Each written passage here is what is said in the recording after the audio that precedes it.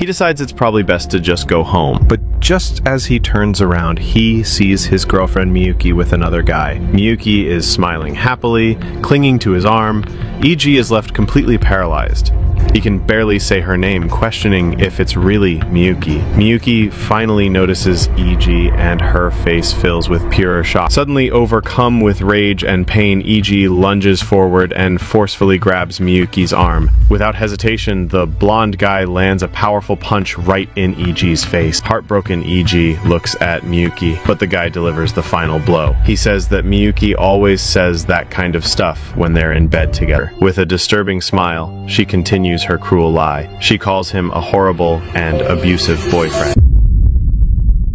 The story begins with a text message exchange on their phones. Miyuki sends a message to EG apologizing. She says that something came up with her club activities and that she can't make it to their date.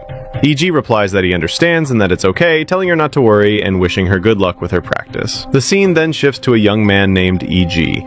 He is sitting alone on a train. He looks sad and disappointed as he holds his cell phone. EG thinks to himself that this was supposed to be their special anniversary date. While on the train, EG starts to think about his girlfriend Miyuki. She is his childhood friend, and he confessed his feelings to her last Christmas. To him, Miyuki is like an idol he has always admired. He believes that if they weren't childhood friends, he probably would have never had the courage to talk to her, let alone date her. It's been 6 months since then, but since EG has been very shy, they haven't even kissed yet. EG just can't believe that she canceled their first official date as a couple. He had put a lot of effort into today's date. EG finds himself on a bustling street surrounded by other people. He stops and looks up at a building, thinking to himself. He realizes that this is the movie theater where he was supposed to go with Miyuki.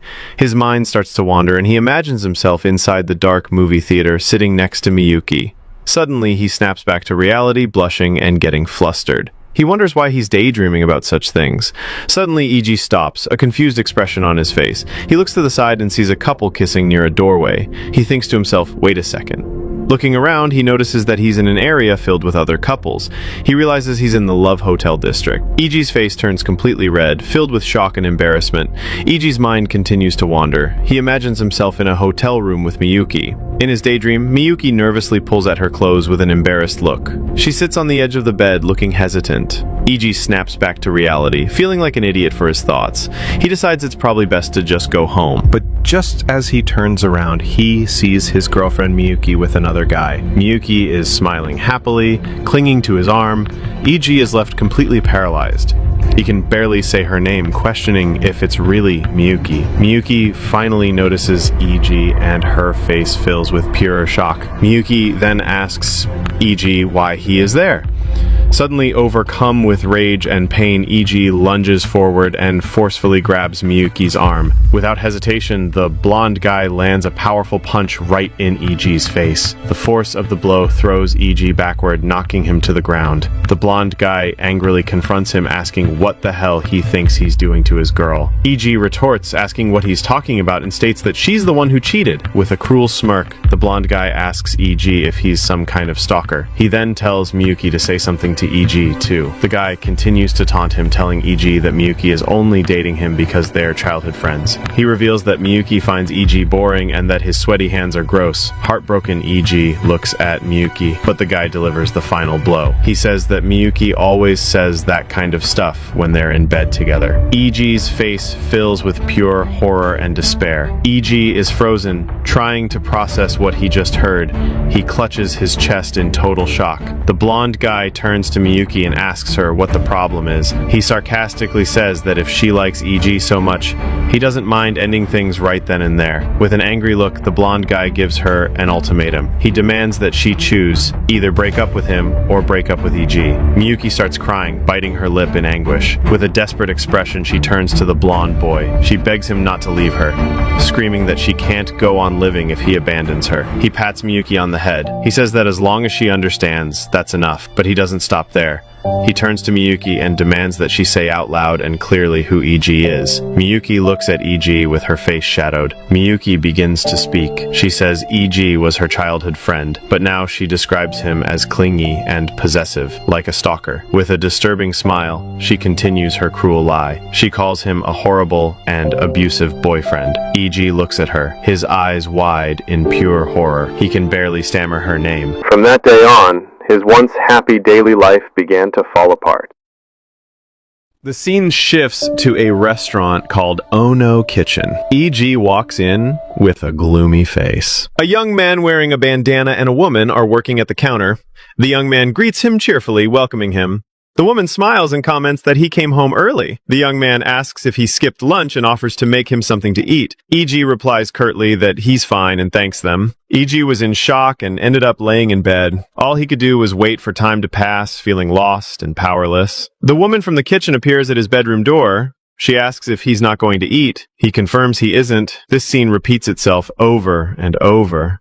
Terrified, E.G. kept having the same horrible nightmares. E.G.'s nightmare continues, showing a dark and frightening sky. He sees a scene of Miyuki being hugged by her senpai. In another scene, Miyuki is in senpai's arms. She says that E.G. is disgusting, that he misunderstood their childhood friendship and became possessive. He sees himself small and helpless, trapped behind glass. Senpai's voice tells her to forget that creepy guy and focus on him. Miyuki's voice responds with a yes. E.G. is trapped in a nightmare, begging for it to stop. He suddenly wakes up in his bed in a panic. He sits up terrified. He had become so afraid that he was scared even to fall asleep. At school, things are also difficult. A friend of E.G. puts his arm around him in a friendly way. He cheerfully asks E.G. if there's anything new with Miyuki. E.G. looks awkward and forces a laugh, not knowing what to say. E.G. sees Miyuki and her friend. He's watching Miyuki, who has her back to him. Miyuki turns and sees E.G., seeming surprised as she says his name. Her friend tells E.G. not to get involved with Miyuki anymore. At the same time, she calls E.G. a disgusting abuser. The friend then tells Miyuki to leave with her and pulls her by the arm. With an angry and protective look, the friend threatens E.G. She warns him that if he keeps stalking Miyuki, she won't let him get away with it. As they walk away, she says Miyuki has to properly ignore stalkers like him. E.G. watches with a gloomy and defeated look. The scene shifts again, returning to his family's restaurant, Ono Kitchen. Later in his room, E.G. sits on the bed, grabbing his phone. Abruptly, E.G. looks at his phone with a horrified expression. He sees an email from an unknown account. The message is simple and brutal. It tells him to die and calls him disgusting. The phone screen shows a list of other hateful messages. He's called an abusive bastard. Another message calls him a violent idiot before being cut off. The hate messages continue to flood his phone screen. They call him a violent creep and the worst kind of stalker. The insults echo in his mind, calling him a traitor and telling him to die. With his face twisted in horror, E.G. can't understand what's happening. He desperately thinks that he did nothing to deserve this. He gets out of bed in a burst of agitation and anguish. The flood of messages continues, telling him never to return to school again. The next day at school, E.G. walks down the hallway. He hesitates in front of his classroom door, his hand trembling. He tells himself that it's okay and to act like it's just a normal day. As soon as he enters the classroom, all the students turn and look at him, creating a tense silence. E.G. walks to his desk and sits down. Abruptly, he sits frozen at his desk, his face paralyzed with horror. He feels surrounded by the hateful words and stares of his classmates. The insults come from all directions, telling him to disappear. They call him disgusting and annoying. Others say he's the worst, a piece of trash. He thinks to himself that he did nothing to deserve this. Suddenly, Miyuki's friend slams her hand on his desk. She yells at him to shut up, calling him a criminal. She angrily says there's no way Miyuki would lie. E.G. is shocked. Senpai from the soccer club said he saw everything, she declares. He realizes the harsh reality of the situation. Two school celebrities against a criminal like him. With a look of conviction, she declares that anyone would know who to believe. E.G. lowers his head, completely defeated. He thinks to himself that he doesn't want to hear anything anymore. E.G. lays his head on his desk in despair. He wonders why it all had to end up like this. While the other students enjoy themselves in the classroom, laughing and joking, E.G. sits alone on a bench outside, eating his lunch. E.G. looks at his phone when a notification pops up.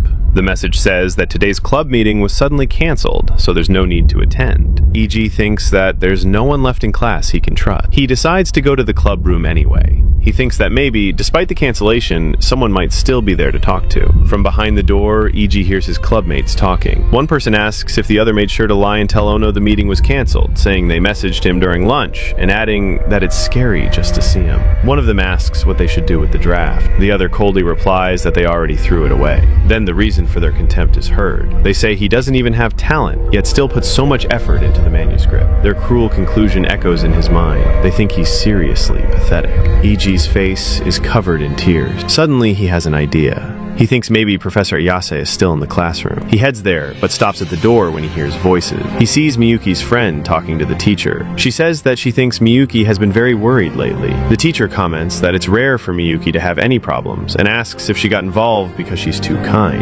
Miyuki simply says that she's fine. E.G. runs through the hallway. He remembers his teacher's encouraging words. He reaches his locker. Inside, he finds another horrible note. The note threatens him, warning that if he complains, they'll come to his family shop. The scene shows the end of the school day with students heading home. E.G. is seen running away from school. He returns to his family's restaurant, and the doorbell chimes softly. The woman inside welcomes him and asks if there was no club today. She comments that she understands, saying it was canceled at the last minute. With a concerned look, she notes that he hasn't been doing well lately. She tells him to make sure he gets proper rest. E.G. thanks her. E.G.'s mother tells him that even if he and his brother are tired, the children don't need to worry about their parents. His brother agrees, telling him to just enjoy school. That's all he needs to do. E.G. knows that ever since their father died, his mother has never cried in front of them. She always smiled so they wouldn't worry. His older brother has also done his best to protect the family and the shop in their father's place. With a determined smile, E.G. agrees that he'll do his best. He believes that as long as he keeps enduring, no one else has to be unhappy. Miyuki's regret. The scene shifts to Miyuki's room early in the morning. She's sitting alone on her bed, unable to sleep. Ever since that day, she hasn't been able to rest. She keeps thinking maybe that day was just a dream. She wonders why things had to end up that way. She imagines what might have happened if Kondo-senpai hadn't been there. She thinks she might have clung to E.G., crying and saying she didn't want to break up. When she saw how E.G. was being bullied, she almost started crying too, but she tells herself she can't cry. She believes she's the one who has no right to cry. Her friends misunderstood the situation, thinking it was just an experience and introduced her to Kondo-senpai. Miyuki remembers that she tried to decline, but Kondo-senpai was the ace of the soccer team, athletic and smart. He was also handsome and kind. Unlike her and E.G., who were each other's first love, Kondo-senpai had a more mature view of relationships. To Miyuki, he seemed incredibly attractive. He flirted with her, saying it was obvious that any guy would be into such a cute girl like her. He even joked that if it were him, he would have tried something already, then laughed and said he was joking. Always attentive, he asked if she wanted another drink and offered to get it for her. With a serious look, he told her she was very attractive and maybe E.G. was just intimidated by that. The flashback scene continues with the city in the background. Kondo-senpai pulls Miyuki close and kisses her passionately. Miyuki thinks about everything she should have given to E.G. She realizes it didn't take long for Kondo-senpai to take it all away. The scene continues in a bedroom. With a confident smile, Kondo-senpai tells her it's fine. He says that if someone doesn't try anything with a girlfriend as attractive as Miyuki, it's that person's fault. He keeps up the manipulation, insisting that she isn't to blame. He tells her it was E.G. who failed as a man. Miyuki thinks to herself that she must have been the perfect target for him. She admits that a part of her felt okay with the guilt. Once she became completely dependent, she felt there was no turning back. He suggests they go out on the 30th since the club meeting was cancelled. Miyuki hesitantly tries to explain that that day is E.G.'s birthday. Kondo-senpai reacts with disdain, looking at his phone. He says it doesn't matter and that he'll just invite another girl. Completely shocked, Miyuki can barely react. Kondo-senpai then turns the situation against her. He accuses her of always putting E.G. first, making her feel guilty. He says he's tired of chasing her and that they should break up. With a panicked expression, Miyuki begs him to wait and asks what he's talking about. He ends it by saying that this way they can both be happier. She was relying on his kindness and so she chose the senpai. He was the person she had spent over 10 years with, her destined one. She felt like she needed to confess everything to everyone, but the woman inside her whispered otherwise. She knows she was the one who lied and betrayed, but she's terrified of losing everything. The next day at school, E.G.'s life had become a constant nightmare. His shoes were stepped on and dirtied. He found his desk vandalized with trash and hate notes telling him to die. As he walked down the hallway, he heard his classmates talking about him. A group of boys commented that he was the violent and disgusting type, saying they felt sorry for poor Miyuki. Two girls were also talking about him. One said Kondo-senpai was so cool for getting rid of him, and the other said she didn't even want to speak to E.G. anymore. E.G. walked into a classroom and looked at the blackboard. Two To his horror, it was covered in cruel words and photos of him. There were pictures of E.G. and even a picture of his family's restaurant. He realized, horrified, that because of him, his family and his father's shop were now in danger. He kept asking himself, why? Overwhelmed with rage and pain, he punched the wall with all his strength. He screamed in despair, wanting to know why. Suddenly, Kondo-senpai appeared, a cruel and satisfied smile on his face. He mocked E.G., asking how it felt, calling him a criminal boy. With a face twisted in fury, E.G. confronted him. He demanded to know why he would tell such a horrible lie. With a sadistic and malevolent smile, Kondo-senpai revealed his true motivation. He told E.G. he did it all simply because it was fun. He sneered, saying watching E.G. lose everything was amusing. He said it was E.G.'s fault for thinking someone like him could be with Miyuki. He suggested that E.G. should just quit school. With a wide, wicked grin, he openly admitted that he loves ruining people's lives. Crushed by the truth, E.G. collapsed. He fell to his knees on the floor in total despair. Now he felt that everything was lost. The scene shifts to the school infirmary. A nurse with a concerned look stands by E.G.'s bed. She says she'll notify his teacher, just in case. With his head down and completely defeated, E.G. weakly thanks her. He sits on the bed, staring blankly. A terrible thought begins to form in his mind. He reaches out for the doorknob. He wonders if jumping from the rooftop now would make everything easier. E.G. climbs up to the rooftop, his dark silhouette outlined against the bright sky. At that moment, a girl appears on the rooftop. E.G. looks up, his face blank and hopeless. It was then that he met her. A girl with blonde hair and green eyes stood before him on the school rooftop, the girl who would change his fate. The biting wind whipped around A.G. as he stood on the precipice of the school rooftop, his gaze as vacant as the sky above. Each gust seemed to echo the hollowness within him, a silent testament to a defeat he couldn't articulate.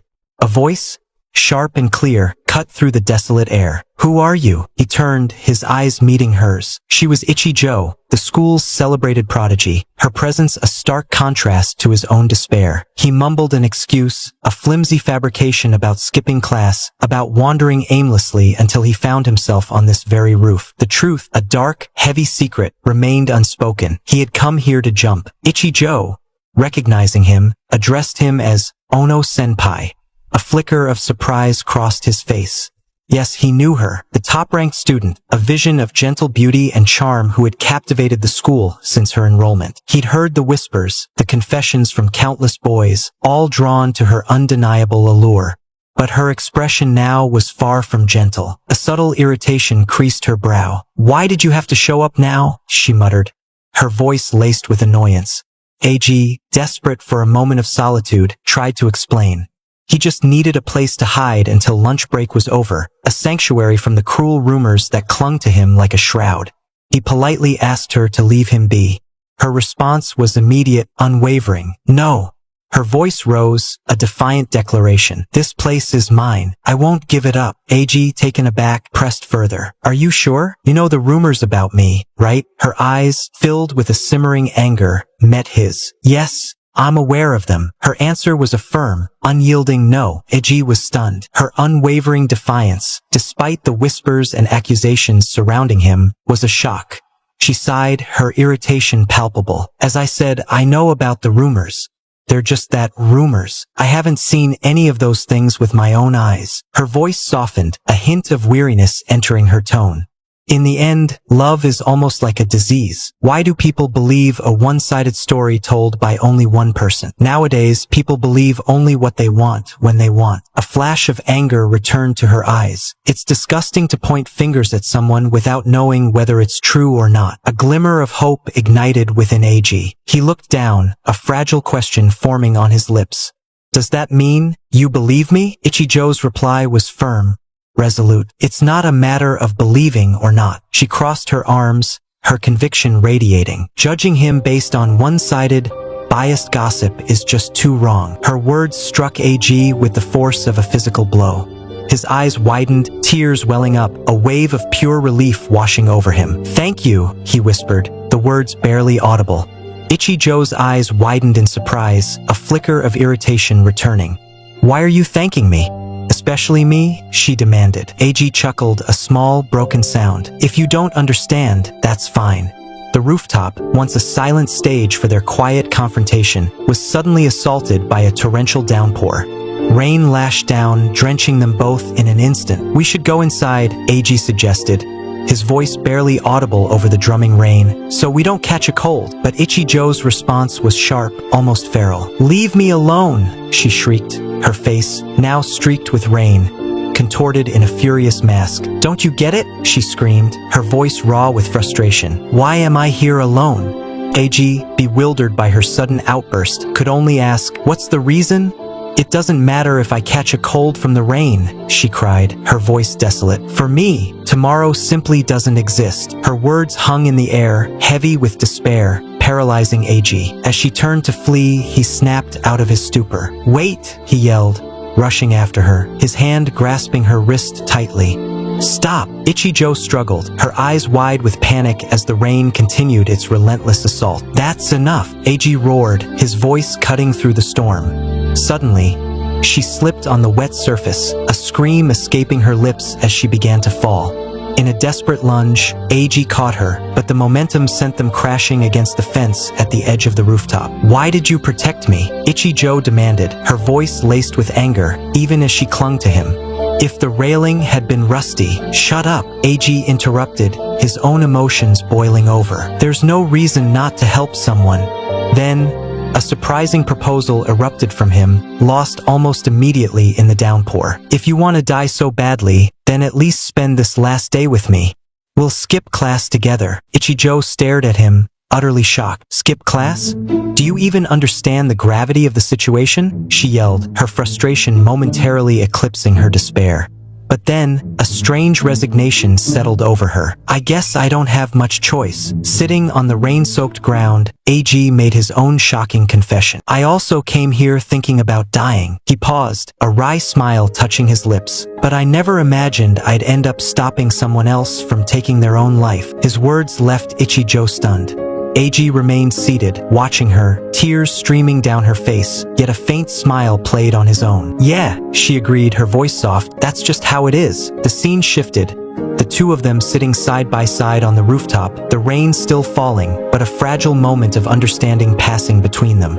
Later, they decided to leave. "For now, we should go inside," AG suggested. Ichijo nodded. He offered her a handkerchief. "Use it." She hesitated, but he insisted. With a slight blush, she accepted it. "Thank you." As she dried herself, Ichijo, a hint of embarrassment in her voice, said, "Don't stare at me like that." AG quickly looked away, apologizing, then glanced back. She was shyly using the handkerchief. "You're looking at me inappropriately again. Right after I told you not to," she teased, a playful glint in her eyes. "That's harassment." AG, flustered, apologized again. Then, with a calmer tone, she asked, "What are we going to do now?" She turned to him, a subtle smile playing on her lips. "Since you invited me to skip class, you must have some kind of plan." AG grinned. "I don't have any plan. I just said it out of desperation." He thought to himself, so, this is what her smile looks like. He remembered the rumors he'd heard about her, how she trampled on the feelings of boys who confessed. He was surprised she hadn't rejected his idea of skipping class. "Do you want to go to my house?" Completely flustered, Ichijo could barely react. The scene shifted to them leaving the rooftop, walking down the hallway. "How are we going to get out of school?" Ichijo asked, pointing out the locked main entrance. "Are you planning to jump the gate?" AG asked. Ichijo reacted indignantly. "I'm wearing a skirt. I was joking." "I know." Ichijo made a sound of disdain, clearly not amused. AG then explained his plan. An iron door next to the main entrance, unlockable from the inside, closing automatically. Easy to leave, impossible to enter. Ichijo, suspicious, asked how he knew about it. AG teased her. A model student wouldn't know such things. Skipping class every now and then doesn't kill anyone. By the curtain of her hair, silently questioned her own actions. Why was she even considering skipping class with someone she had only just met? The echoes of familiar words, "I will protect you," resonated in her mind. Words she had heard countless times during confessions. But these phrases, once meant to reassure, now only triggered a deep-seated trauma. She yearned to never hear them again. She remembered all the boys who had tried to win her over with promises of protection, only to leave her feeling suffocated. Yet Iono Senpai was different. He had never uttered those words she so despised. His kindness was so profound it almost worried her. A flicker of hope ignited within her. Perhaps by his side, she could escape the hell that had become her life. Suddenly, the scene shifted. A young man with light hair emerged, surrounded by a vibrant tapestry of flowers, his demeanor radiating arrogance. This was Kondo C, and he confidently declared himself the undisputed center of his world. He reminisced about his perfect life. His father, an influential city councilman, had ensured his entry into a prestigious school, one of the top 3 in the prefecture. There, he had become the ace of the soccer team, even leading a seemingly weak squad to the national tournament. His athletic prowess made him the indispensable core of any team. He possessed height, striking good looks, and an undeniable intelligence. From childhood, even with minimal effort, he had always excelled. Naturally, popularity had been his constant companion since elementary school. From his very first girlfriend in the 3rd year of elementary school, he had never been without female companionship, effortlessly maintaining relationships. But one memory, from his 8th grade year, remained etched in his mind. The class otaku was dating the group's idol, their relationship a pure, almost irritating bond between childhood friends who genuinely believed they would marry. Kondo watched with disdain. As he had predicted, the girl soon succumbed to his charm, abandoning her former boyfriend. She declared that being with that otaku had been the greatest shame of her life, labeling him disgusting and pathetic. Meanwhile, the betrayed boy wept in despair, clutching the memory of her promise to marry him, now nothing more than a cruel joke. Kondo and his friends erupted in laughter, finding the situation absolutely hilarious. He even recorded the girl's venomous insults and played them back for the heartbroken boy, simply for his own amusement. For Kondo, the moment his desire for conquest was satisfied brought an irresistible surge of pleasure. From that day forward, he developed a perverse enjoyment for stealing other men's women. He recalled how girls, ensnared by his charm, would neglect their studies, how he effortlessly shattered childhood relationships, transforming old friendships into bitter rivalries. In the end, he always discarded them. As high school began, he abruptly broke up with that girl, callously labeling her stupid for not grasping the obvious. She cried in despair, pleading to know why he was suddenly ending things, screaming that she had sacrificed everything to be with him. With a cruel smile, Kondo typed on his phone, stating he truly hated easy women. Then, without a hint of hesitation, he told the girl standing before him that he hated her and that it was over. Her eyes widened with shock and despair. But to him, it was merely another source of amusement. The former class idol, once admired by all, had plummeted to rock bottom. From a life of popularity, she had fallen straight into a miserable end. For Kondo, ruining the lives of both men and women simultaneously brought him the greatest pleasure. He laughed, declaring that watching the suffering of others was truly entertaining. Then, he chose his next target. He announced that Amadamuki would be next. His cruel smile merged with the twisted gleam in his eyes. He planned to bring down both Aji and Miyuki. His accomplices began spreading rumors through cell phones. A post appeared on social media. "Please share this. This girl is being abused by her boyfriend." A bruised arm was shown, fueling the fabricated lie. Meanwhile, inside the classroom, Miyuki was consumed by anguish. Aji hadn't returned since the morning. Her classmates, who had scribbled insults on his desk, were now desperately trying to erase them. Her heart tightened. She wondered if Aji had given up on school because of her. Amidst her nervousness, she recalled her own naivety.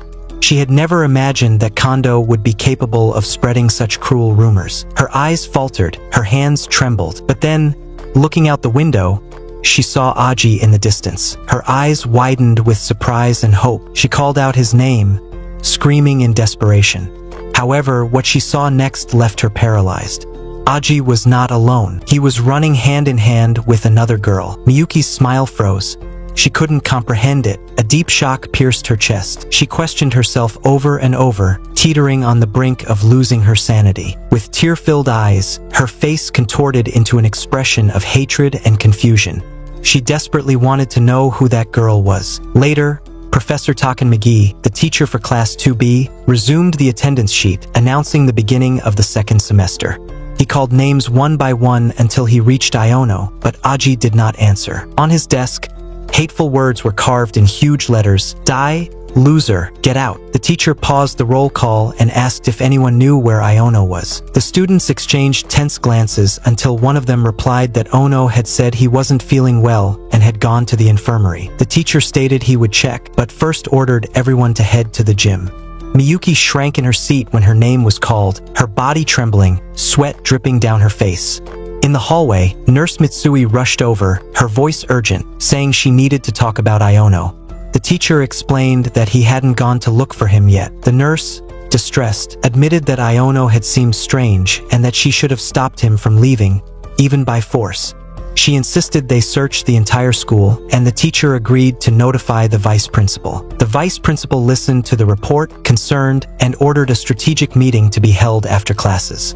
He asked the teacher to investigate in detail what had happened with the students. The teacher nodded firmly in agreement. Back in the classroom, the teacher faced all the students and announced he wanted to discuss property damage. The class grew restless. He explained that it concerned Ono's desk. Some averted their eyes nervously, while others stared at the desk scarred with cruel words. The teacher declared that even if someone claimed Ono was a bad person, nothing justified writing insults on his desk. He stressed that destroying school property, maintained by the family's taxes, was a real crime. Miyuki shrank further, unable to lift her gaze, her face etched with regret. Then the teacher stated that he would not allow the situation to be downplayed as mere bullying. He made it clear that this was not a childish prank, but a crime that could not be ignored. With a stern expression, he told them he wanted everyone to engrave this deeply in their memories. A mere 30 minutes after Takiyanagi-sensei's stern reprimand had echoed through the school halls, the principal, a man perpetually harried, burst in, his apologies for tardiness barely audible over the hum of anxiety. The vice principal sat stiffly, a silent sentinel, while Takiyanagi and Iwai-sensei occupied their seats, their expressions etched with concern. The principal, ever the diplomat, bowed deeply to Takiyanagi first, a gesture of respect and urgency. He thanked them for their swift response, his voice grave. "Nothing," he declared, "is more important than bad news like this." Takiyanagi, his gaze fixed on some unseen point, admitted his own culpability. "It was also my own failure," he confessed, "for not being able to control the class. I deeply regret it." Iwai-sensei, a calming presence, spoke next. "A teacher has too many things to handle," he stated, his voice gentle.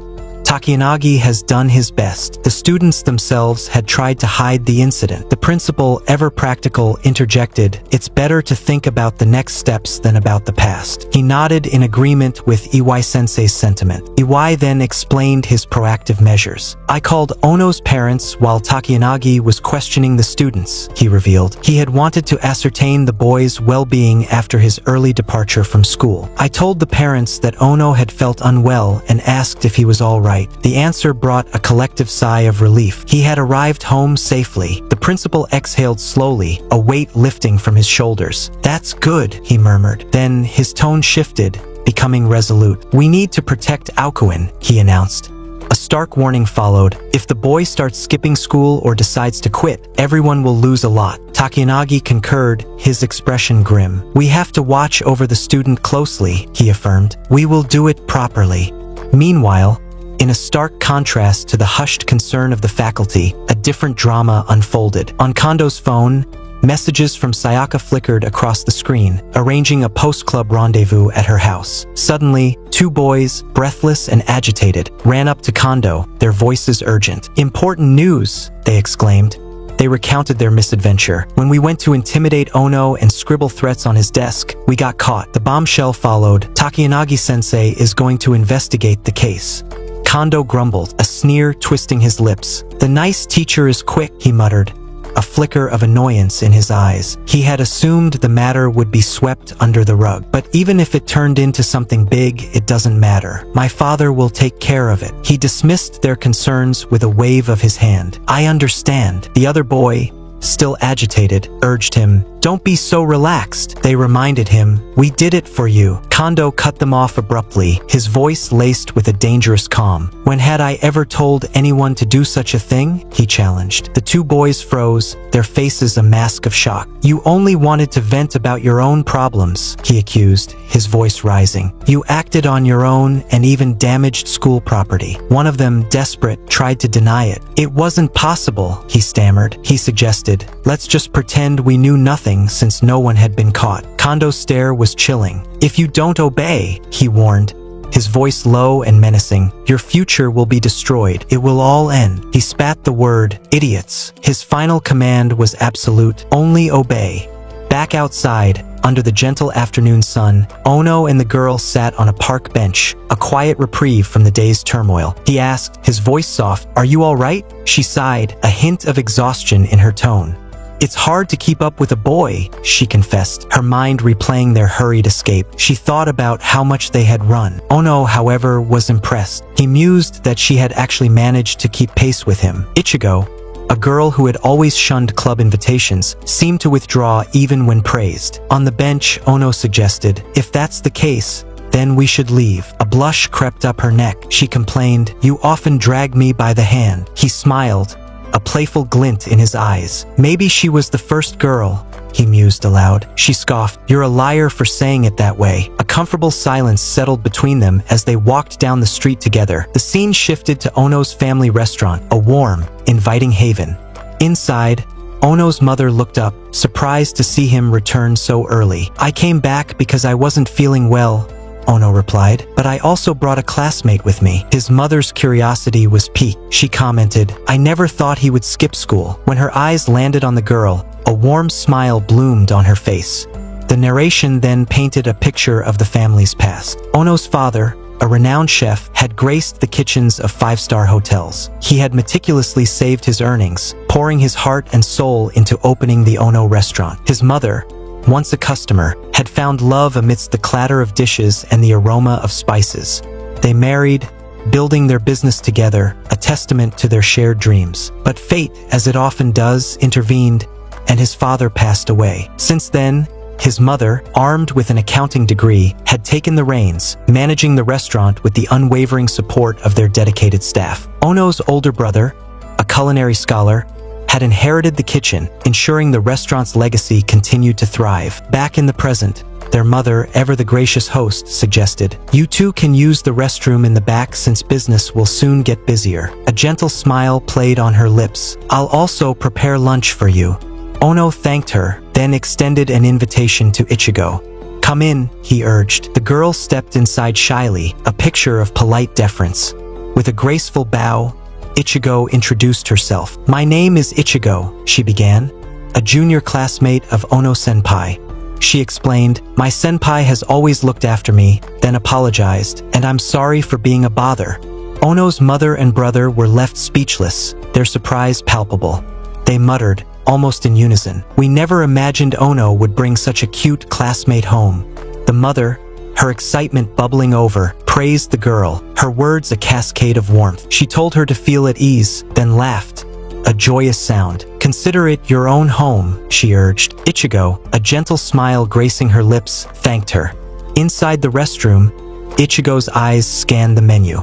She turned to Ono, her voice light. "Senpai, do you have any recommendations?" Ono replied, "The house's specialty is the curry rice." Her eyes sparkled with delight. "It looks delicious," she exclaimed. Meanwhile, Ono had already placed their order. He apologized. "The place is small." She looked around, her gaze taking in the cozy surroundings. "In fact," she answered, "I find it very interesting." She mentioned, "In my apartment, there isn't a Japanese-style room." It was the restroom used by his mother and brother. Ono explained that they used the space, and there were many collections of culinary books. She smiled, a warmth spreading through her. "It makes sense that the room felt so warm and cozy," she commented. "Your family seems very close." Their mother entered, bearing a tray laden with food. "Sorry for the delay," she apologized. "It's the special lunch." Ichigo's eyes widened, glowing at the sight of the vibrant dish. The mother added, "There's a special service. After the meal, you can choose between coffee or tea." Ichigo's choice was immediate. "I'll have tea," she said. The mother's face brightened. "You really like black tea?" she asked, a hint of surprise in her voice. Ichigo confirmed, "I love it." The mother's smile widened, happy at the serendipitous coincidence. Ono, observing the exchange, thought it made sense, as he too enjoyed black tea. They settled in front of the low table, a comfortable silence descending. The mother promised, "I'll come back later to serve the rest." She left them to their meal. Ono and Ichigo placed their hands together, a silent gesture of gratitude. Both offered thanks for the meal, then began to eat. She took the first bite, her eyes closing in pure bliss. "It's delicious," she murmured, a smile spreading across her face. As she chewed, Ono's thoughts drifted, a silent monologue playing in his mind. Not long ago, he had wanted to die. Now he sat there, watching his kohai smile in front of the food. She tried the tonkatsu soup, her expression one of pleasant surprise. "It's also delicious," she commented. Ono explained, "It was a special recipe from his late father." He elaborated, "It was made with vegetables and onions cooked for a long time. Even with little salt, the flavor remained strong and rich." A sense of pride swelled within him. "I'm very proud of my father," he confessed. She was visibly moved. "Your father must have been a good man," she said, her voice soft. She added, "You can feel the love in the recipe." Ono smiled, a genuine warmth radiating from him. "By praising the dish," he said, "it's like praising my father. I'm glad you tasted it." She called him senpai, her voice trembling slightly. "Can I keep on living?" she asked, the question hanging heavy in the air. Memories of sleepless nights, of crushing pressure, flooded her mind. She confessed, "I felt pressured all the time." On the rooftop, she had stared at the sky in silence, a grim determination settling within her. She had thought that at last she had made a decision. But then, she had met someone who had risked his own safety for her. Tears welled in her eyes. "My determination is starting to weaken," she admitted. Ono looked at her, his gaze unwavering. "I don't know what has happened in your life," he began, his voice earnest. He confessed, "Maybe my words could sound harsh, but I want to say them sincerely." He continued, "I have been saved because you were there." Ono smiled honestly, a beacon of hope. "I truly hope Ichigo will go on living," he wished. "I wish that she would keep moving forward." The words struck her deeply, resonating within her very soul. She, who always strived for composure, could no longer hold back. Her face crumpled, tears streaming down her cheeks. She cried out loud, unashamed, in front of him. He watched her in silence, a profound realization dawning upon him. At that moment, he thought he was finally seeing the real side of Ichigo. Not only the polite, smiling kohai, but the fragile girl who hid her pain. And so, that meeting ended with her in tears and him standing before her, a silent testament to a newfound connection.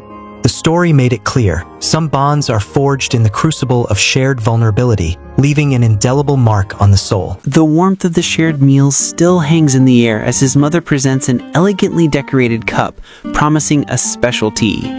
She places it carefully on the table, her movements graceful. The girl thanks her with a radiant smile, her earlier tensions seeming to have eased. The mother is pleased, explaining the tea has a wine-like aroma but no alcohol, suggesting a bit of sugar to relax the mind. With the look of pure happiness, the girl tastes it and declares it delicious. She adds that the aroma is so rich she prefers it without sugar, a comment that makes the mother laugh. When asked her preference, the girl cheerfully replies that she also loves Darjeeling. The two launch into an excited exchange over their shared interest, leaving the boy to just watch in silence, an observer in his own home. With an emotional look, the mother says she's so happy it feels like she's gained another daughter. Then softly, she asks them not to be friends anymore. The girl's face blushes, a smile full of emotion gracing her lips as she answers, yes. Later, as she prepares to leave, the boy offers to walk her to the station. She politely refuses. With a bittersweet smile that doesn't quite reach her eyes, she explains that if she enjoys herself too much, the loneliness afterward will only be sharper. She insists she's fine, but his expression remains etched with concern. Then a gentle smile returns to her face as she reveals she now has a reason to stay there. She calls his name, making him turn with a confused expression. Her back is to him when she asks, have the two of us become friends? He replies, of course we have. And the shy relief that folds her face is a poignant testament to a loneliness finally acknowledged. With her radiant smile, she says she hopes to rely on him from now on. Her determined gaze turns toward the city, a silent vow hanging in the air. But as she walks alone, her reflection is somber. Those may have been the two happiest hours of her life. The joy completely fades, her face darkening. With a blushing yet determined look, she thinks to herself that for now, just being friends is enough. It's a fragile hope, clinging to a sliver of light. Suddenly, a driver in a suit calls out, "Young lady," stating he has come to pick her up. Her reply is a cold, emotionless thank you. The warmth from a moment ago utterly gone. Back in his room, the boy closes the door, and the feeling of loneliness crashes over him with the force of a tidal wave. Reality hits him. He feels shaken, sweat beading on his face. He looks at his own hand, still warm from something, and curses the fact that he can't stop trembling. This moment broke me. You can actually feel the safe world he built with her shatter, leaving him raw and exposed. He collapses to the floor, covering his face in despair, wondering what he could possibly do from tomorrow onward. The haunting shadows of his classmates materialize in his mind, their tormenting figures filling the empty classroom of his memory. He thinks that only when talking to her can he forget the suffering of his daily life. With a genuine wondering smile, he questions whether she saved him or simply led him to a completely different place. Thought as unsettling as it is hopeful, reminiscent of the complex emotional pivots in Origairu. His phone vibrates. He assumes it's another fake account, another piece of harassment. But to his complete shock, the message is from his friend, Satoshi, apologizing because his phone had broken. A happy childhood memory of them together flashes in his mind. More messages pour in, Satoshi desperately explaining his phone broke during a competition and asking if they can meet right away at their old family restaurant. The boy sits in the darkness, thinking of how everyone had abandoned him. How will Satoshi treat him now? Yet the simple, profound fact that someone still reaches out, still treats him as before, is enough to bring him to tears of happiness. He sends a short reply, agreement. At the restaurant, Satoshi waves him over urgently. He gets straight to the point. He knows about the big problem. The boy is shocked into silence. Satoshi then bows in a sincere apology, his voice thick with regret for not knowing his friend was going through something so terrible. He explains he rarely uses social media and was busy with a club trip, so he only found out now. With deep remorse, he apologizes for not being there when his friend needed him most. The boy, head lowered, asks quietly, "Do you believe in God?" Satoshi is confused, but replies with a steady smile that as soon as he heard the rumors, he knew they were a complete lie. He recounts how new club members showed him the posts, and he remembered a time when his friend had spoken of the girl with a genuinely happy smile. Based on that memory alone, Satoshi was certain it was all a big misunderstanding. He then revealed that their teacher was actually very worried. After hearing the story, Satoshi began asking classmates, but seeing how easily they believed the rumors, he realized the truth was being buried. He ran desperately through the school corridors until he found the teacher. Satoshi's determination in that moment was as fierce as a shonen protagonist, confronting a corrupt system, ready to punch the teacher if he tried to cover anything up. To his surprise, the teacher begged for forgiveness and asked for any information about what happened. He explained he'd only recently learned of the matter and the information was fragmented. He asked Satoshi to trust the adults,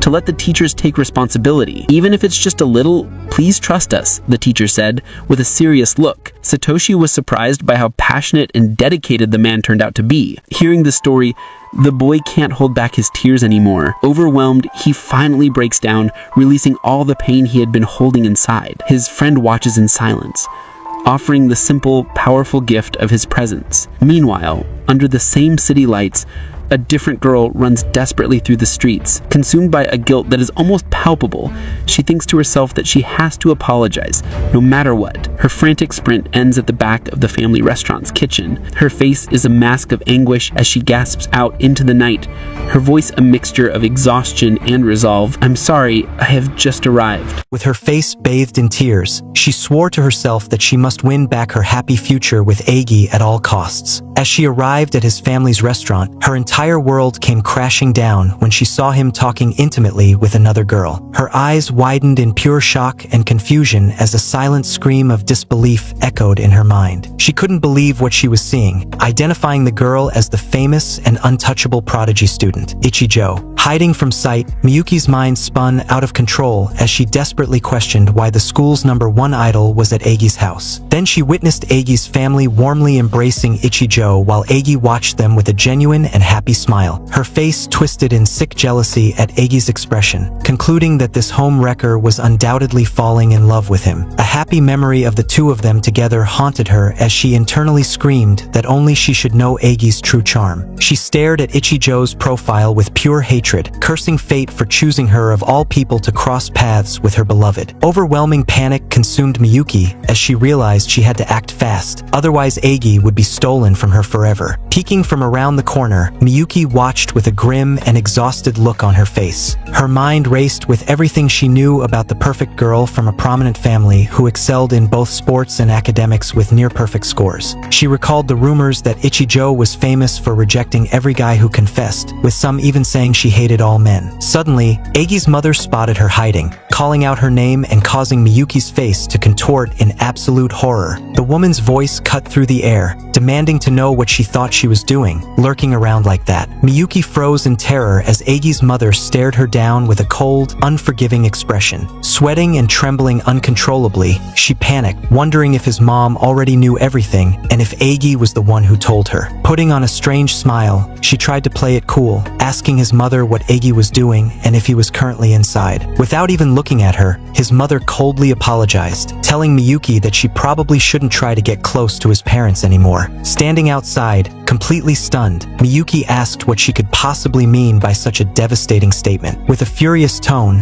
his mother told her to try asking herself for the answer she was looking for. Engulfed by a terrifying shadow, Miyuki was horrified as his mother revealed she knew Miyuki was cheating even before Eigi did. She explained that it all happened one day while she was having tea with her friends at the mall. That was the moment she saw Miyuki happily holding hands and clinging to a man who wasn't her son. She admitted that since they weren't married, it wasn't illegal, knowing full well that high school love can be painful. She had rationalized that young couples like them could break up at any time they wanted. At the time, she simply assumed Eigi was keeping quiet because he was finding it too difficult to talk about the breakup. Eigi's mother confessed that while she initially felt sorry for them both, she was dead wrong to think they had an amicable split. The gut-wrenching truth hit her when she realized this betrayal all happened on Eigi's birthday of all days. She remembered how excited her son had been for that special day, a day that completely shattered Eigi. Staring with a hollow expression, Eigi's mother was completely overwhelmed by the painful revelation. With her voice trembling in quiet fury, she said she finally understood that Miyuki cheated on her son. Panicking, Miyuki desperately tried to deny the accusation, stammering that it wasn't true at all. Clutching her bag in anguish, she was brutally shut down as his mother coldly stated she had no obligation to listen to any of her excuses. With her face completely shadowed, the woman warned Miyuki to stop making excuses because she didn't want to hate her any more than she already did. Tears welled up in Miyuki's eyes as she looked on in utter horror, barely able to whisper an apology. His mother stated that she didn't want to hear her apology, but since they had known each other for over 10 years, she would offer one final piece of advice. She acknowledged that love is indeed free and people can choose who they want to be with. However, she declared that Miyuki had absolutely no right to trample all over someone else's sincere feelings. Eigi's mother delivered the final blow, saying that while Miyuki may not see it as a crime, her sin was greater than any crime imaginable. Eigi's mother gave a final cold command, telling Miyuki that from now on she better start acting with some morals. With sweat pouring down her face, Miyuki desperately begged to be allowed to see Eigi just one more time. Mother's face contorted with pure rage as she screamed that she absolutely refused to grant her request. She furiously asked what kind of mother would ever forgive a cheap woman who cheated and trampled all over her son's sincere feelings. While admitting that the final decision rested with Eigi, she warned Miyuki to never show her face in front of her ever again. Looking down on her with utter contempt, the woman roared that Miyuki was completely unworthy of her precious son. Miyuki was left completely shattered and speechless, her face a mask of pure, unadulterated despair. Collapsing to the ground in defeat, she cried out that she didn't want things to end like this, repeating the word no over and over. His mother coldly told her that she was blocking the entrance to their restaurant and ordered her to move aside immediately. With a final sad look, she said a final goodbye to Miyuki, closing the door on their long history forever. With a final chime, the restaurant door swung shut and the sign flipped to closed, slamming the door on this chapter of Miyuki's life forever. Miyuki is left alone with the consequences of her betrayal, while the door that once welcomed her shuts completely behind her. Miyuki stands outside the closed shop, staring at the familiar sign, fully aware that she can never go back there again, not to that place and not to the life she once believed would always be waiting for her. Her body trembles as she sinks down onto the ground, clutching her bag like it is the only thing keeping her from falling apart entirely. The space around her feels empty, as if the world itself has turned its back. She walks home alone. The streets stretch long and quiet, every step heavier than the last. Her head stays lowered, her shoulders hunched, as though she is trying to make herself smaller and visible. When she finally reaches her house, the door opens to a familiar, gentle voice. Her mother welcomes her back warmly, smiling as she notices how early Miyuki has returned. The words are kind, too kind. Miyuki can barely respond. She mutters that she's home and stands stiffly in the doorway, her eyes dull and unfocused. At the table, her mother chatters casually, unaware of the storm building inside her daughter. She talks about Eiji as if nothing has changed. She laughs softly, saying the two of them are still so close, still so affectionate. She reminisces fondly, praising Miyuki for growing into such a wonderful young woman, recalling how, ever since Miyuki was little, she always said she would become Eiji's bride one day. Each word lands like a blade. Miyuki's expression freezes, her vision darkens at the edges as her mother's innocent pride crushes down on her chest. She forces a weak response, agreeing quietly, even as her heart screams in denial. She cannot correct her. She does not have the right. Excusing herself, Miyuki retreats to her room. Her mother wishes her luck on her upcoming test, still smiling, still believing. Miyuki closes the door behind her and leans against it, her body shaking. The moment she is alone, the strength drains out of her legs. She collapses onto her bed. Her thoughts spiral uncontrollably. It is not just Eiji. It is not just I. She realizes she has betrayed her own mother too. Someone who trusted her, believed in her, and spoke of her future with such certainty. Tears spill freely now, soaking into the pillow as she grips her chest, gasping for air. She tells herself it is already too late to pretend she is innocent, too late to suddenly start caring properly, too late to be forgiven. She wonders how she became someone who keeps betraying the people she cares most. Her mind turns darker. She acknowledges something she has been avoiding. She did not just cheat. She helped push Eiji into isolation. She was part of the conspiracy that framed him, that stripped him of his place and left him alone. That truth echoes over and over, merciless and loud.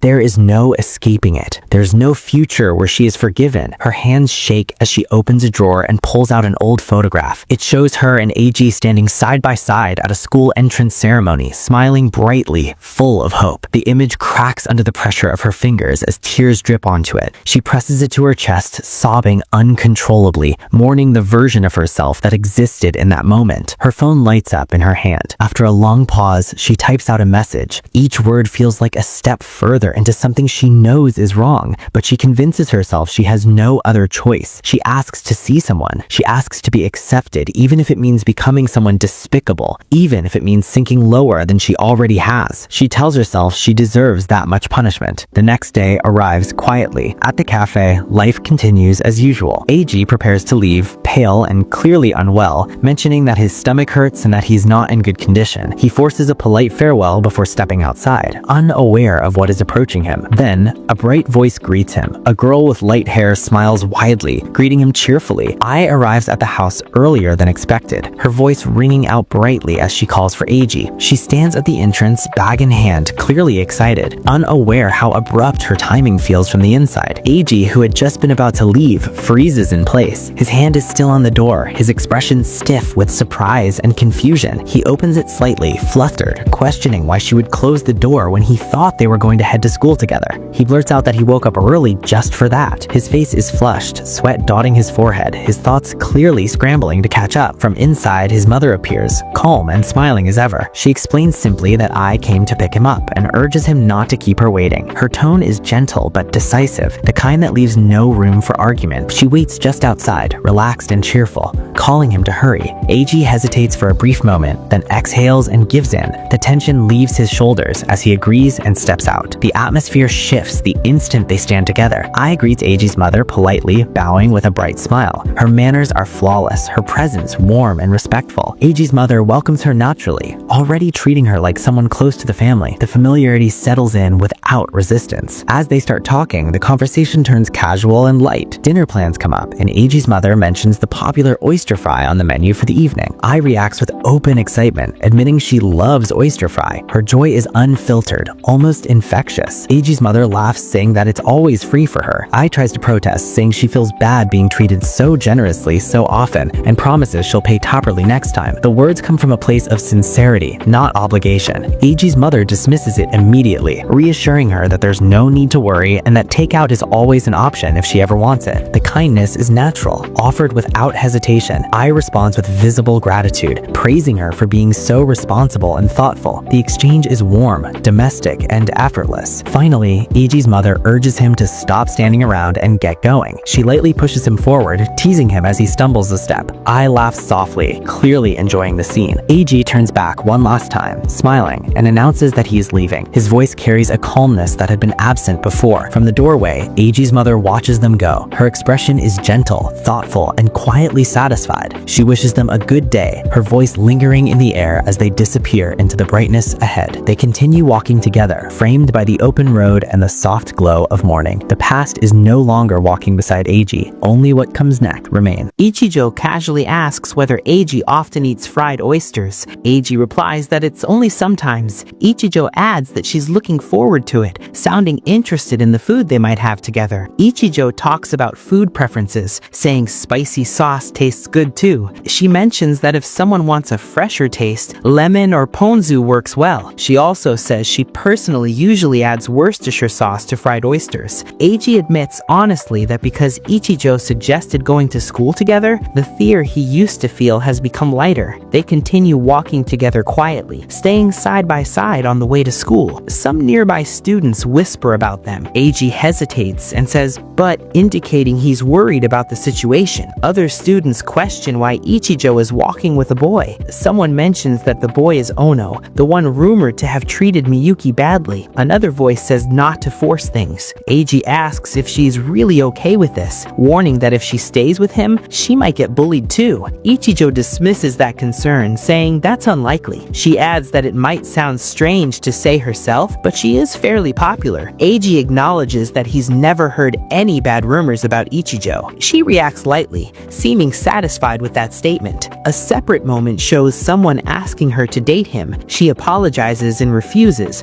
while he looks upset and accepts the rejection reluctantly. Ichijo politely thanks the boy who confessed to her, saying she's happy he has feelings for her, but if he doesn't mind, she would prefer staying friends from now on. The boy accepts the rejection awkwardly. It's explained that even when she rejects confessions, she does it kindly and sincerely, which is one reason she remains popular among students. She doesn't leave people feeling humiliated afterward. Ichijo then explains to Eiji that if they keep going to school together, the chance of him being openly insulted will decrease. She calls out to him cheerfully, suggesting he should make use of what can actually help him. She adds that walking together with her will make things safer. She also mentions that girls often like talking about romantic rumors, and if everything continues smoothly, the false accusations against him might eventually get buried under newer gossip. Eiji says he doesn't want her reputation to suffer because of him. Ichijo replies that it would be too awkward if he worried that much, and calls him very kind. She firmly states that her reputation won't drop just because she walks to school with a friend. According to her, people who assume bad intentions without truly knowing someone aren't worth associating with anyway. Eiji is surprised hearing that, clearly affected by her confidence. Ichijo then says it's still too early to cry, and if there's going to be crying, we can do it together after everything ends. Eiji calls her amazing, acknowledging her strength. Finally, Eiji reflects that thanks to Satoshi, he was able to gather the resolve resolve to return to school again. Eiji reflects that thanks to Ichijo, he has gained the determination to keep moving forward together. He admits that he's finally starting to trust people again. They arrive at school and Ichijo casually notes that they've reached their destination. Before parting, she asks if he'll go home with her again later. Eiji seems slightly surprised, but she reminds him that she was the one who suggested walking together in the first place. He realizes she's doing this to support him, even on the way home. Some nearby students whisper about them again, but he understands her intention better now. Ichijo jokes lightly, asking him to treat her to fried oysters if that's the case, then quickly says she's only kidding. Eiji responds playfully, telling her to go easy on him. Later at school, Ichijo walks down the hallway while Eiji heads separately toward his classroom area. When Eiji reaches his locker, he notices something unusual. Unlike other days when his locker was filled with trash, this time it was clean. Soon after, a male teacher greets him normally and tells him to go to the staff room first to meet Takayagi-sensei. Some nearby students seem surprised that a teacher is interacting with him normally. Eiji thanks the teacher politely. It's mentioned that the teachers have been worried about him since yesterday. As he walks toward the staff room, he thinks some teachers are probably still suspicious of him,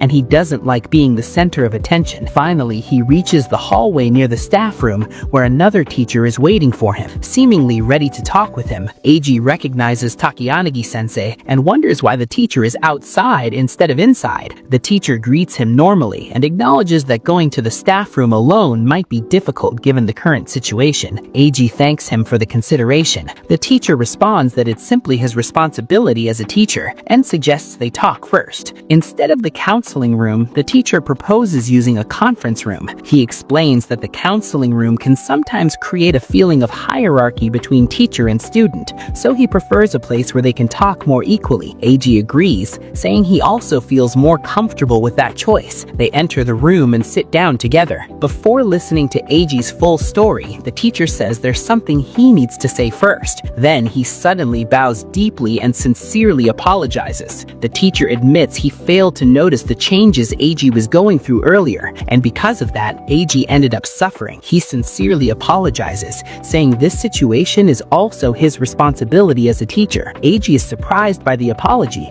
and quickly tells him to raise his head. He even admits that he himself was partly at fault for not consulting anyone sooner. He adds that realizing things this quickly is already impressive. The teacher thanks him for saying that. Then he gently asks whether Eiji would be willing to tell him everything that happened. He reassures him that it's fine to wait until his feelings settle and that speaking gradually is completely okay. He also mentions that he's already heard a rough outline from Imath and understands that something painful has happened to Eiji. The conversation pauses there, leaving the situation unresolved for the moment. Eiji suddenly freezes, his eyes widening in shock. Sweat forms on his face as the weight of the situation sinks in. Something clearly caught him off guard. All of his disturbing memories, Miyuki saying him abusive boyfriend, Kondo-senpai's cruelty, his classmates' whispers, everything come to his mind. Eiji stood in the middle of those voices, confused and overwhelmed. At that moment, Takayanagi-sensei stepped in, looking a bit flustered. He quickly apologized, saying it seemed he had reacted too hastily earlier. Eiji lowered his head slightly and quietly apologized as well. Takayanagi-sensei gently reassured him there was no need to force himself to explain everything right now.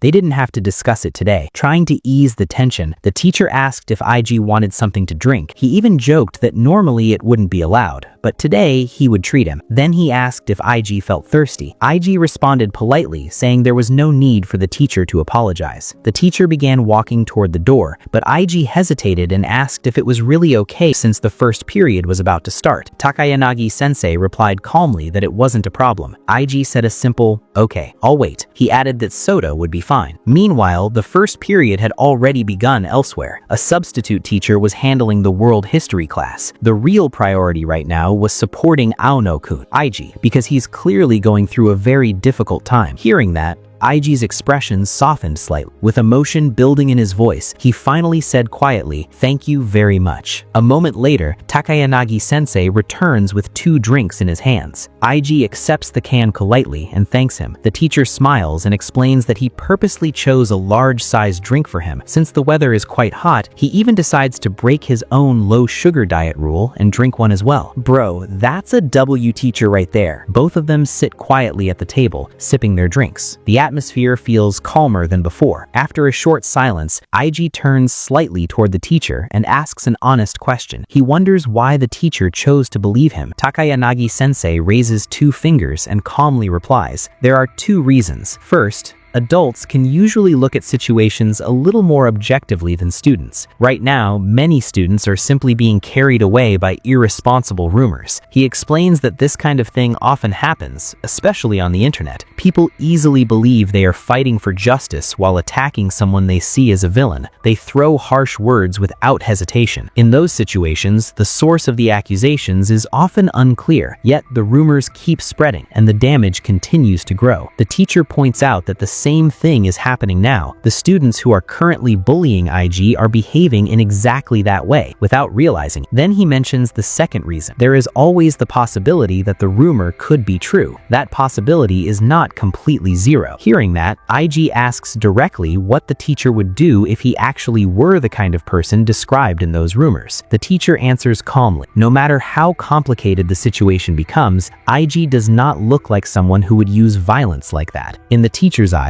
Aono-kun simply doesn't seem like the kind of student who would commit something so cruel. The teacher smiles gently and tells IG to simply think of it as a teacher's instinct. Hearing that, IG lowers his gaze for a moment. His expression tightens as if he is gathering the courage to say something important. After a brief pause, he grips the drink can slightly and looks up again. Quietly, he calls out to the teacher. There is something he wants to explain, and he wants the teacher to hear the truth. The teacher listens attentively. IG begins by admitting something first. Yes, he and Miyuki were dating. He then explained what happened on the day of his birthday, August 31st. They had promised to go on a date that day, but suddenly a message arrived from Miyuki saying she could not come. Later, while walking alone in the city, IG happened to see something unexpected. Miyuki was there, walking together with Kondo in a shopping mall area. Feeling confused, IG approached them to confirm the truth. Without thinking much, he reflexively grabbed Miyuki's arm. However, Miyuki suddenly reacted as if she were in pain, even though IG insists he did not use any force. At that moment, Kondo stepped forward angrily. He glared at IG and shouted at him, calling him a rough man who abuses his own girlfriend. Takayanagi-sensei's expression changes. He looks shocked as he processes what IG just revealed. Realizing the seriousness of the situation, the teacher says that this is no longer just a case of cheating. If what IG says is true, then it also involves violence accusations and defamation. Miyuki's answer was clear. After Kondo asked her to choose between him and IG, she chose Kondo without hesitation. IG quietly confirms this while sitting with his head lowered. Takayanagi-sensei looks surprised and asks if Miyuki truly chose Kondo. IG slowly nods and says that it is completely true. The teacher gently places a hand on IG's shoulder. He understands that this must have been extremely painful for him. IG bows his head and quietly thanks the teacher for listening to his story. As the teacher processes everything he has heard, one name begins to stand out clearly in his mind: Kondo Seiji. Takayanagi-sensei explains what he knows about him. Kondo is a key member of the school's soccer club, and his academic performance is also decent. On the surface, he acts like a friendly and cheerful student, but his behavior is far from moral. In fact, among the teachers, Kondo's reputation is not very good. He is known for constantly getting involved in problems related to girls. Because of that, Takayanagi-sensei finds the current accusation even more suspicious. He points out something important. If Kondo had really beaten IG, then IG would likely have gone to the hospital to document the injuries. But from IG's condition and the situation described, there is no clear medical evidence. This means the story could easily collapse under closer inspection. Takayanagi-sensei begins thinking seriously about how to handle this. He realizes that Kondo will definitely try to justify his actions, so the only way forward is to gather as much information as possible and expose contradictions in Kondo's claims. From this moment on, the teacher decides that it is his responsibility as an adult to step in. For now, forcing IG to return to a classroom filled with hatred would only leave deeper emotional scars. The real priority is protecting IG's future and minimizing the damage this situation could cause to his life at school. Meanwhile, the school staff has already begun discussing how to handle the situation. The principal and other teachers coordinate their response. For now, they decide that Aono-kun will temporarily study through extra classes or independent assignments instead of returning to the classroom. They believe allowing him to drop out or stop attending school is not a real solution. At the same time, leaving the situation unresolved for too long will only make Aono's position worse. Back in the room, Ig quietly apologizes to Takayanagi-sensei. He feels that his situation must be causing trouble for the teacher, but Takayanagi-sensei immediately reacts strongly. He grabs Ig by the shoulders and firmly tells him to listen carefully. This is not something troublesome. As a teacher, this problem is also his responsibility and the responsibility of the entire school. The teacher insists that none of their actions to solve this situation are a burden. Looking at Ig, he gently points out that Ig's sense of responsibility is simply too strong. Ig is too kind and tends to carry everything on his own. The words remind Ig of something from the past. He remembers someone once telling him that his kindness makes people feel that they can rely on him, that being kind to others is not a weakness. For a moment, Ig quietly wonders if that could really be true. Takayanagi-sensei continues speaking calmly. Feelings for someone are pure in their own way, but when those feelings are broken, even adults can feel as if their hearts have shattered into pieces. Because of that, there's no shame in asking for help. Ig does not have to face everything alone. He can rely on friends, family, teachers, or even older siblings. The teacher also assures him that he is not the only one worried about him. Mitsui-sensei and the other teachers are concerned about Ig as well. In this situation, there are still many people who want to help him. Takayanagi-sensei speaks to Ig with a calm and reassuring voice. He tells him that in difficult times like this, it is important to rely on someone. Depending on a teacher is not something shameful. The teacher then gently gives him another piece of advice. When life becomes overwhelming,